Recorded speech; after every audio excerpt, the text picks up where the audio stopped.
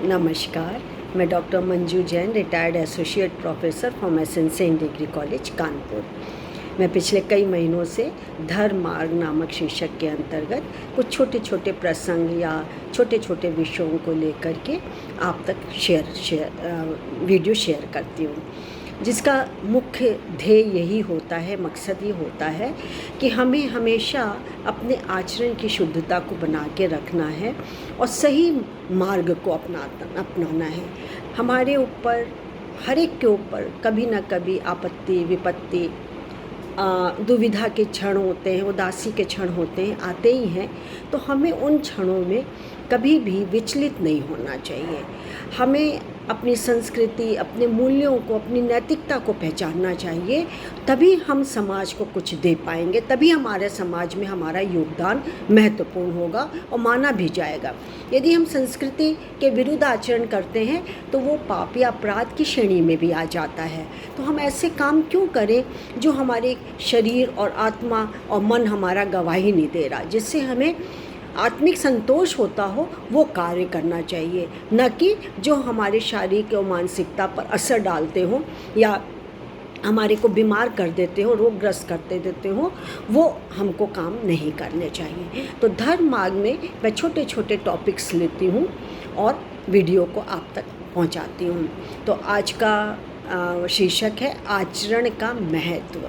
आचरण मतलब व्यवहार करना, सच्चरित्र रहना, हमारा चरित्र कैसा है, दूसरों के प्रति हमारा व्यवहार क्या है, दूसरे से हम व्यवहार की क्या उम्मीद करते हैं और वो हमारे से कैसे व्यवहार की उम्मीद करता है, ये हमारे आचरण का महत्व होता है। यानी कि शुद्ध आचरण ही हमको बनाना चाहिए और हमको आगे आने वाली पीढ़ी को यही सिखाना चाहिए कि आचरण की शुद्धता को बनाएं।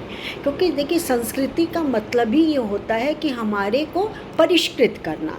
तो हमको परिष्कृत कैसे होगा? जब हम धर्म मार्ग का आवरण करेंगे और धर्म मार्ग को अपना करके अपने सुविधा के अनुसार हम उसको मार्ग को अपनाएंगे। तो चलिए मैं शुरू करती हूँ और इसको हम तक पहुँचाया है डॉक्टर सुरचना त्रिवेदी।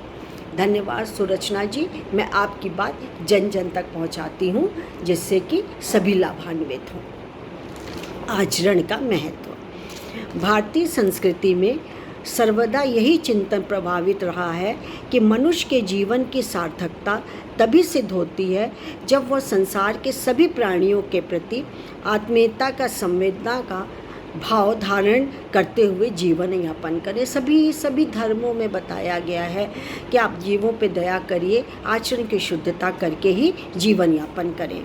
इसलिए प्राचीन आध्यात्मिक सिद्धांत, जिन्हें स्वर्णिम नियमों के रूप में जाना जाता है, चिरकाल से प्रत्येक धर्म में प्रतिध्वनित होते हैं। जियो और जीने दो, सर्वे भवन्तु सुखिनः, परहित सरिस धर्म नहीं भाई, आदि इसी भाव की विविध व्याख्याएं हैं। किंतु अपनी महत्वाकांक्षाओं की पूर्ति हेतु लोग निर्दयपूर्वक दूसरों का शोषण करते हैं तथा अनेक प्रकार के अत्याचार तक कर डालते हैं। इस समस्या के निवारण के लिए मनीषियों द्वारा प्रदत्त यह सिद्धांत सर्वदा पालनीय है। क्या? श्रूयताम धर्मम सर्वस्वम श्रुत्वा चैवावधारयताम, आत्मनः प्रतिकूलानि परेशान न समाचरेत। वस्तुतः सभी भेद अपने पराये की भावना से उत्पन्न होते हैं। अपने लिए तो सभी मनुष्य सर्वस्व अनुकूलता की ही कामना करता है। इसी कामना की पूर्ति की लालसा लेते हुए वो कई बार दूसरों की उपेक्षा भी कर डालता है।